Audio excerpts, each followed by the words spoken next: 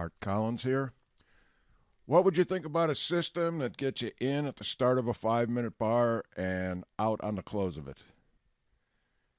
Quick end of suspense, right? Tell you what I'm going to do.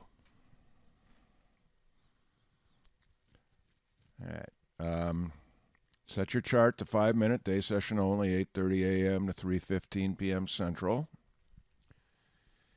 If the last two bars closed under their previous lows and the current low to close is greater than the one before, in other words, that breakaway expanded over the last two or three bars, depending on how you're looking at it, then buy the next open. If the last two bars closed above the previous high and the current high to close is greater than the one before, sell short the next open. And you exit on the close of the bar. So you got two bars in a row that closed below their lows, and this distance, the most recent, is greater than that distance. That's a buy signal. In on the open, out on the close. Here you have two closes that are above the high. This one's a little hard to see, but it is. And this distance is greater than this distance, so that's a sell short signal. Enter on the open, out on the close. 5 minute trade.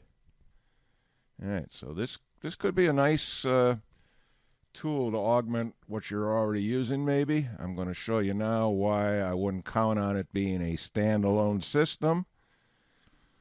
Most of the numbers over the 10 years, starting at the beginning of 2010 through December 3rd, 2020, are nice-looking numbers, 72,000, a little better than 50-50.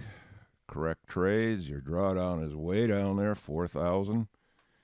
Divide that into that figure, you get a 1,810% increase, which represents what your account would have increased had you started with that amount, okay?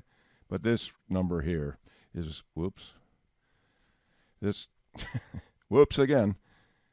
This number here, the average trade, is why it's not a standalone system, okay? It's not even reaching the $12.50 single tick, okay? But it doesn't keep me from sharing biases with you, because if I were on your side of the ledger here, I'd be wanting to see all the biases I can. I would take them into my own lab and see what I can do with them. Maybe you're astute enough that you can get in the trade and know when to take an extra tick or two to offset trading costs here, and smart enough to get out quickly if it's not going to go your way. I'm not that way. Maybe you are. But anyway, nice bias. As always, it holds up in the other markets, or I wouldn't be showing it to you.